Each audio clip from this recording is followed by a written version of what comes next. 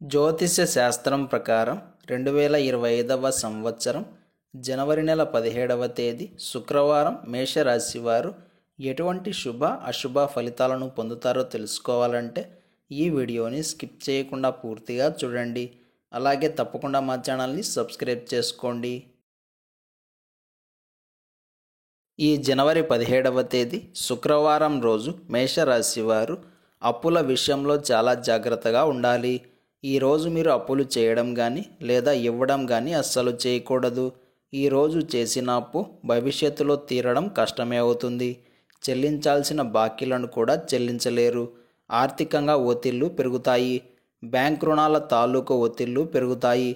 కుదవపెట్టిన వస్తువుల యొక్క మార్పిడికి ఇది అనుకూలం కాదు.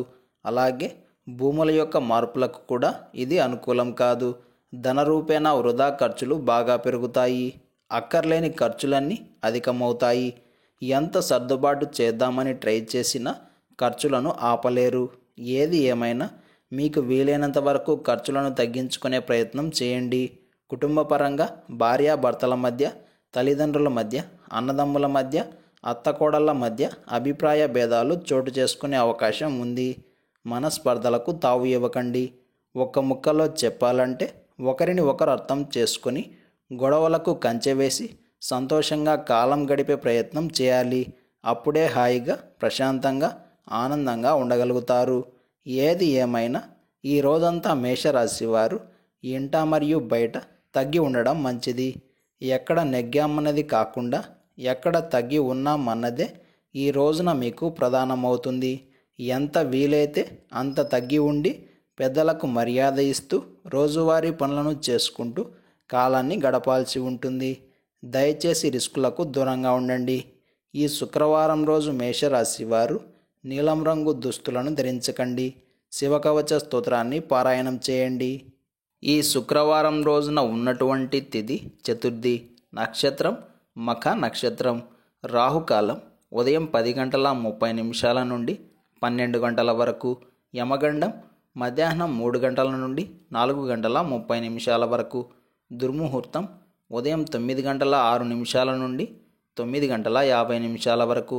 తిరిగి మధ్యాహ్నం 12:48 నుండి 1:32 వరకు. శుభ సమయాలు మధ్యాహ్నం 2 నుండి 2:50 వరకు. అలాగే ఈ రోజు యొక్క పంచాంగం ప్రకారం రోజువారీ సాధారణ కార్యక్రమాలకు మాత్రమే కాలం అనుకూలంగా ఉంది.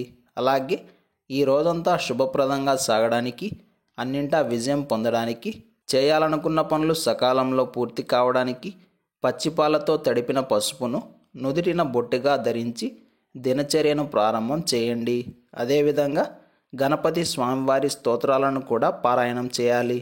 ఇలా చేసి మీ పనులను ప్రారంభం చేస్తే అంతా శుభమే కలుగుతుంది. ఈ శుక్రవారం రోజు చతుర్థి గడియలు ఉన్నాయి కాబట్టి ఈ రోజంతా మనం గణపతి స్వామివారిని పూజించాలి. అది కూడా లంబోదర నామంతో పూజించాలి. ఎవరైతే ఈరోజు గణేశుడిని పూజించి చంద్రోదయ సమయంలో చంద్రుడికి ఆర్ఘ్యప్రదానం చేస్తారో వారికి కష్టాలు దూరమవుతాయి. ఈ శుక్రవారం రోజు మఖ నక్షత్రం వచ్చింది కాబట్టి పితృదేవతలకు తర్పణాలు వదలాలి. అలాగే యమాష్టకం కూడా పారాయణం చేయాలి. ఈరోజు మనమంతా ఓం ధనేశ్వరాయ నమః అనే మంత్రాన్ని పదే పదే జపిస్తూ ఉండాలి. ఈరోజు సాయంత్రం గణపతి స్వామివారి ముందు నెయ్యి దీపం వెలిగించి తెల్ల జిల్లేడు పూలను సమర్పించి లక్ష్మీ గణపతి స్తోత్రాన్ని పారాయణం చేయాలి. ఇలా చేసిన విద్యార్థులకు చదువులో ఆటంకం రాదు. అదేవిధంగా రుణ విముక్తి కోసం గణపతి రుణ విమోచన స్తోత్రం పారాయణం చేయాలి. వీలు కుదరని వారు ఓం గం గణపతయై నమః అనే మంత్రాన్ని జపించాలి. ఇలాంటి సమాచారం ప్రతిరోజు మీకు వీడియో రూపంలో అందాలంటే వెంటనే మా ఛానల్ని సబ్స్క్రైబ్ చేయండి.